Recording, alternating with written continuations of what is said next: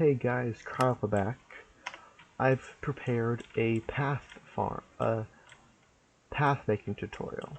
So in this guide, I created a couple different paths for some nice path designs. This first path is primarily made out of sand, birch, and a couple other sandstone varieties in coarse dirt. This creates a very arid look that makes the build set in a more dark, sandy area. Also, I use diorite walls, as well as lanterns and leaves to create some texture on the side. Most people can never make anything good out of diorite, so I always like to give it a little opportunity to look nice. So I think this nice yellowish path with a little bit of grass path mixed in there, and a lot of indents. This nice indented floor makes it look more realistic instead of just a perfectly flat world. Moving on, this next build is more of a stony look, primarily made out of stones, cobble, and those varieties. This one also goes up a slight hill.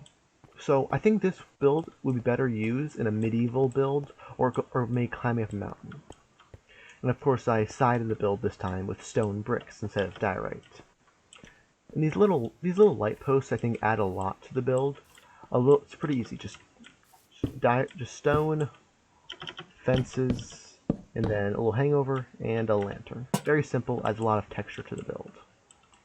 And of course, make it nice and uneven, scattering buttons everywhere. Adds a lot to the build to make it nice and textured. Moving on to this interesting one. More of a jungle area. This jungle theme area is primarily made out of brown terracotta, farmland, and dark oak. This creates a dark, decrepit look that would look great in an overhung rainforest where you can't see much. I sided the build with small hills and a couple trees. These trees add to the atmosphere of a closed-off, dark, damp place. While these little fences with torches add a little bit of civilization to the place. A couple trapdoors, little trapdoors here and there, and a couple dark oak saplings that can't grow into big trees really spruce up the area. And little saplings made out of some jungle fence and some vines and some leaves. And of course you're going to need water to keep the farmland wet. Lastly, the last build we have here is a city path made out of polished diorite, prismarine, and stone slabs for the main floor block.